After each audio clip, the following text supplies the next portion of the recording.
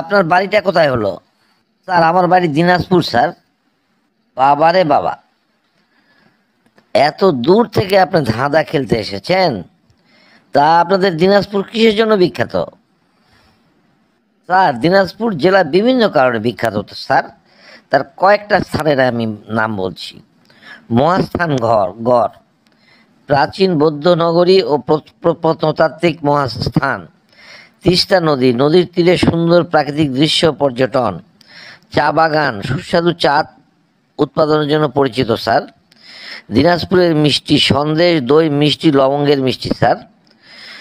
প্রাকৃতিক সৌন্দর্য বলতে সবুজ ক্ষেত খামার, নদী নালা, বনাঞ্চল সবই আছে স্যার। এছাড়া দিনাজপুর কাস্টার্ড ও দই মিষ্টি দেশব্যাপী বিপুল পরিচিতি আছে স্যার। বাহ, দিনাজপুর সম্বন্ধে তো আপনার ব্যাপক জানা আছে।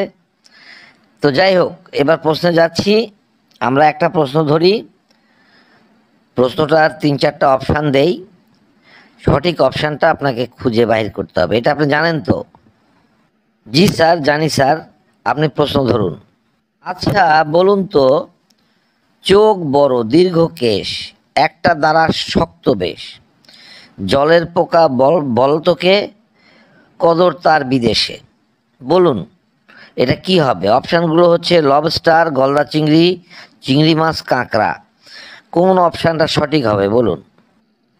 চোখ বড়, দীর্ঘ কেশ, একটা দাঁড়া শক্ত বেশ, জলের পোকা বলতকে, কদর তার বিদেশে। অপশানগুলো স্যার বললেন লবস্টার, গলদা চিংড়ি, চিংড়ি মাছ, কাঁকড়া। স্যার এটা চিংড়ি মাছ হবে স্যার। উফ, একটুর জন্য আপনি ভুল করে ফেললেন। গুলিটা লাগতে লাগতে লাগে নাই। আপনার উত্তরটাকে আমি সঠিক বলে ধরে নিতে পারছি না। বন্ধুরা আসুন তো কমেন্ট বক্সে যে যে পারবেন সঠিক উত্তরটা জানিয়ে দিন। প্রশ্নটা হচ্ছে চোখ বড়, দীর্ঘ কেশ, একটা দাঁড়া শক্ত বেশ, জলের পোকা বলতকে, কদর তার বিদেশে। আমি ওনাকে অপশান দিয়েছিলাম লবস্টার, গলদা চিংড়ি, চিংড়ি মাছ, কাঁকড়া। উনি বলেছেন চিংড়ি মাছ, একটুর জন্যই ভুল করে ফেলেছেন। আপনারা আসুন তো সঠিক উত্তরটা ওনাকে জানিয়ে দিন। তাহলে আজকের মনে এখানেই ইতি। সবাই ভালো থাকুন, সুস্থ থাকুন, আল্লাহ হাফেজ।